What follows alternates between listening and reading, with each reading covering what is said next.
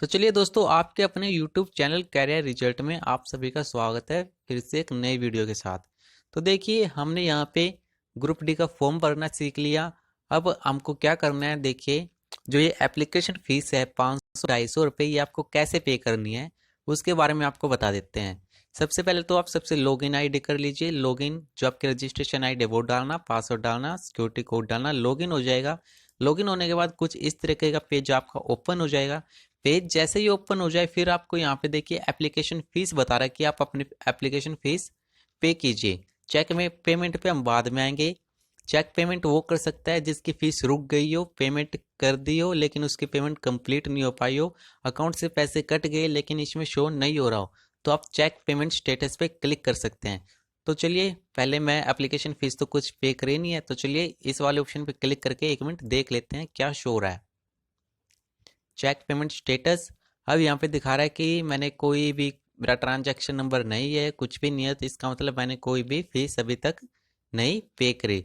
अगर जिसने, मेरे भाई ने फीस पे कर दी है और उसके में ऐसा शो हो रहा है, तो आपने पेमेंट फीस नहीं काटी है। ठीक है, आप अपनी एसबीआई ब्रांच में, शाखा में पता करें या फिर ट्रांजैक्शन नंबर उनको दिखाएं या फिर 24 घंटे का वेट करें। इसमें शो हो जाता है तो अच्छी बात है, वरना आपको दोबारा से पेमेंट करनी पड़ेगी। ठीक है, वैसे ऐसी दिक्कत मोस्टली बहुत ही कम होती है। मोस्टली ये ज़्यादा दिक्कत लास्ट डेट में होती है। तो चलिए देखिए कैसे आपको फीस पे करनी है। एप्लीकेशन फीस पे क्लिक कीजिए। अब यहाँ पे देखिए मेरे में 250 आ रहा है। 250 क्योंकि मैंने एक ऐसे कैटेगरी बच्चे का फॉर्म फिल किया है, तो उससे रिलेटेड ये 250 फीस आई है। अब यहाँ पे पेमेंट मोड, बैंक से पोस्ट ऑफिस से, तो मैं यहाँ पे बैंक सिलेक्ट कर देता हूँ। पोस्ट ऑफिस में भी इसका पे हो जाएगा और बैंक में भी। ठीक है, तो मैंने बैंक सिलेक्ट कर दिया। अब ये दिखा रहा है रद्द करना और धन वापसी नीति। ठीक है, उम्मीदवार ध्यान दें कि एक बार किया गया भुगतान रद्द नहीं किया जाएगा। किसी भी परिस्थिति में रद्द करने और धन वापसी के अनुरोध पर विचार नहीं किया जाएगा। कार्ड भुगतान के खिलाफ चार्ज बैंक दावे की भी अनुमति नहीं है, क्योंकि भुगतान सेवाओं के बाद किया जा रहा है। ठीक है, तो आप इस वाले ऑप्शन पे आपको क्लिक करना पड़ेगा। ठीक है, फिर आपको यहाँ पे क्लिक टू प्रोसीड।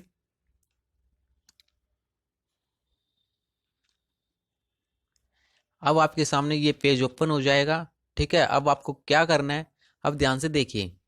अगर आपके पास कोई भी एटीएम कार्ड है किसी भी बैंक का, जैसे अगर आपके पास एसबीआई बैंक का एटीएम कार्ड है, तो आपको इस वाले ऑप्शन पे क्लिक करना पड़ेगा और आपका जो 250 रुपये फीस है 250 ही कटेगी। उसके अलावा किसी भी प्रकार का कोई चार्जेस नहीं कटेगा।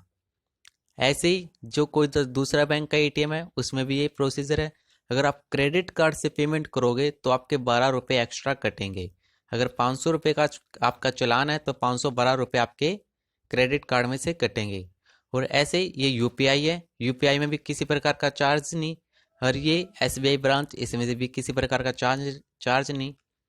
ठीक है, और जो नेट बैंकिंग आपकी है, अगर नेट बैंकिंग एसबीआई की है तो इसमें भी किसी प्रकार का कोई चार्ज नहीं देना आपको। अदर बैंक की नेट बैंकिंग है तो उसमें 6 रुपये एक्स्ट्रा लगेंगे। तो इन चीज़ों को ध्यान रखें। तो चलिए मैं यहाँ से सिंपली एसबीआई कार्ड से पेमेंट करके दिखाता हूँ आपको। Click air.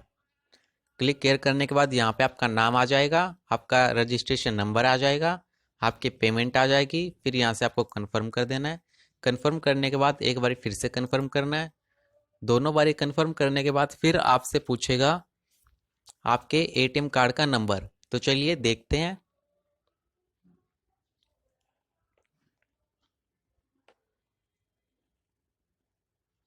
ये पेज ओपन हो चुका है। अब यहाँ पे देखिए आपका एटीएम कार्ड कुछ इस तरीके का शो करेगा। ठीक है, मैं आपको एक एटीएम कार्ड दिखाता हूँ। ये देखिए दोस्तों, ये एक एटीएम कार्ड है। आपके पास भी ऐसा ही कार्ड होगा किसी भी बैंक का हो। सबसे पहले देखिए यहाँ पे 4484312 4 चौक 16 जो ये नंबर लिखा हुआ है, आपको ये नंबर यहाँ पे डालना है कार्ड नंबर में। ठीक है, और एक्सपायरी डेट में आपको ये डालना है वैलिड थ्रू, कब तक ये वैलिड है। ठीक है, 6/2/2021, तो आपको ये डालनी डेट। कई बार किसी के एटीएम कार्ड में जब वो कार्ड बना था कब से कब तक क्या एक्सपायरी डेट है वो डाल देते हैं। जब वो लॉन्च हुआ था, लॉन्च वाली डेट नहीं डालनी। जब तक ये कार्ड की एक्सपायरी डेट है कि कार्ड ये कब खत्म हो जाएगा, वो एक्सपायरी डेट आपको डालनी है। ओके। एक्सपायरी डेट डालने के बाद फिर कार्ड होल्डर का नेम, जैसे कि कार्ड होल्डर का नेम है रमेश एम भट्ट। आपके कार्ड पे भी नाम लिखा होगा, अगर नाम नहीं लिखा तो आप पूछ सकते हो। अगर आपका खुद का कार्ड है तो अपना खुद का नाम लिख देना, फादर का है तो फादर का नाम लिख देना, ठीक है। और यहाँ पे सीवीवी, सीवीवी क्या होता है वो दिखा देते हैं आपको।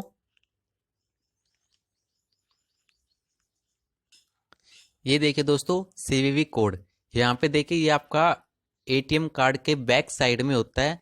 यहाँ पे 3 डिजिट में लिखा होता है, इस वाले सफेद पट्टी की बराबर में। जैसे कि ये देखिए, थोड़ा बहुत यहाँ पे लिखा होगा पर ये नहीं लिखना। जो यहाँ पे दिया हो ना, 3 वर्ड लिखे होंगे मैथमेटिकल अक्षर में, आपको वही डालना है। आई होप आपको अच्छे से समझ में आ चुका है। तो चलिए मैं यहाँ पे अपनी डिटेल फिल कर देता हूँ। देखिए दोस्तों, मैंने अपनी कार्ड की डिटेल यहाँ पे फिल कर दिया है, कैप्चा अच्छे से लगा दिया है, ठीक है। फिर यहाँ पे मैंने पे क्लिक कर दिया है। पे जैसे ही आप क्लिक करोगे, जिसका भी ये एटीएम कार्ड है, आपके फ्रेंड का, आपके फादर का है, उसके फ़ोन पे एक ओटीपी जाएगा। वो ओटीपी आपको फिल करना पड़ेगा। ओटीपी कहाँ फिल करना पड़ेगा, तो चलिए आपको दिखाते हैं। अभी प्रोसेसिंग हो रही है, ठीक है। ध्यान से अच्छे से पेमेंट करना, और बार बार यहाँ पे ये पेज है ना, इसको रिफ्रेश मत करना। जब भी पेमेंट करो आप तो इस पेज को रिफ्रेश मत करना, ये जब तक प्रोसेसिंग हो रही है इसकी होने देना, ठीक है। अगर आप बीच में अगर यहाँ से कट कर दोगे तो ये पेमेंट भी आपके अकाउंट से कट जाएगी, और ये जो आपका लॉगिन आईडी है इसमें भी शो नहीं होगा। कई बच्चों की ऐसे ही दिक्कत हो जाती है, तो प्लीज़ इस प्रोसेसिंग को ना छेड़े। तो चलिए थोड़ा वेट करते हैं। अब यहाँ पर देखिए, ये आपका ओटीपी आ जाएगा, यहाँ पे लास्ट में दिखा देगा मोबाइल नंबर कि किस मोबाइल नंबर पे ये ओटीपी गया है। तो यहाँ पे चलिए मैं अपना ओटीपी डाल देता हूँ जो मेरे मोबाइल नंबर पे आया है,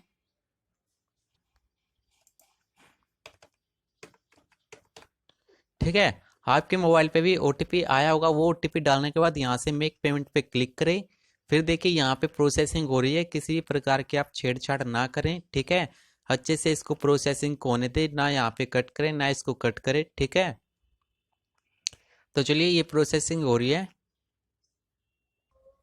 देखिए दोस्तों, ट्रांजैक्शन करते वक्त कुछ मिस्टेक हो गई, पता नहीं क्या हो गई सर्वर में या कहाँ पर भी। इसमें लिखा रहा है duplicate authentic response is not allowed, ठीक है। अभी फिलहाल फीस पेमेंट में कुछ दिक्कत हो रही है।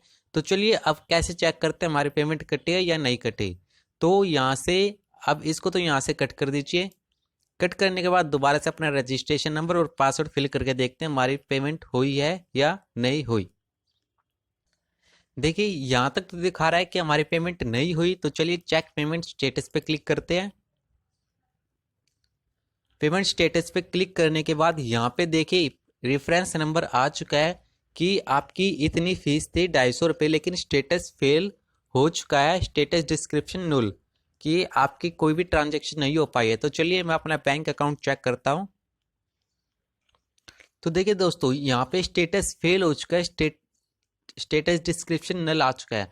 तो यहाँ पर मेरे अकाउंट से तो किसी प्रकार के कोई भी चार्जेस नहीं कटे हैं, तो मैं इसकी एप्लीकेशन फीस दोबारा काट सकता हूँ। तो चलिए होम बटन पे क्लिक करते हैं। अगर आपके अकाउंट से पैसे कट जाएं तो आप दोबारा फीस मत काटना, ठीक है। 24 से 48 घंटे का वेट करें, आपकी फीस ऑटोमेटिक डिडक्ट हो जाएगी। फिर ये स्टेप यहाँ पे ऑटोमेटिक पहुँच जाएगा, ठीक है। तो चलिए एप्लीकेशन फीस मैं दोबारा से कट करता हूँ, वही प्रोसीजर, वीडियो को रोक देता हूँ मैं। ये देखिए दोस्तों, मैंने सारा प्रोसीजर दोबारा करके दोबारा से मेरे फ़ोन पे ओटीपी आ चुका है, मैंने दोबारा ओटीपी डाल दिया। अब ये देखिए, अब दोबारा से प्रोसेसिंग होने लग गई है। अब देखते हैं क्या हमारी फीस सबमिट हो पाती है या नहीं। तो चलिए वेट करते हैं थोड़ा सा। फिर से देखिए दोस्तों, फिर से हमारा यही दिक्कत आ रही है बार बार। ये है ना साइट में दिक्कत है, तो प्लीज़ आप किसी प्रकार की डिस्टरबेंस ना रखें, ठीक है। ये थोड़ी देर के बाद अपने आप ठीक हो जाएगी, अपने आप ठीक हो जाएगी, क्योंकि प्रोसीजर यही है, कोई और प्रोसीजर नहीं होता फीस पेमेंट करने का, ठीक है। तो प्लीज़ आप किसी प्रकार की चिंता ना करें, अभी साइट में सर्वर में दिक्कत है क्योंकि अभी अभी ये फॉर्म निकले हैं। तो ठीक है, आप डोंट वरी। तो चलिए दोस्तों, एक बार फिर से ट्राई कर लेते हैं एप्लीकेशन फीस जमा हो रही है या नहीं। इस बार देखिए, अब हम कैसे सिलेक्ट करेंगे वो देखना। अब हम सिलेक्ट करते हैं यूपीआई के थ्रू। यूपीआई ये भीम का ऑप्शन होता है, तो चलिए हम इसके थ्रू पेमेंट करना सिखाते हैं आपको। यहाँ पे देखिए वीपीए में क्या लिखना है। जब आप अपना भीम ऐप ओपन करोगे तो वहाँ पे अपनी वीपीए आईडी लिखी होगी, तो वो आईडी आपको यहाँ पे डालनी है। जैसे मैं डाल देता हूँ अपनी आईडी।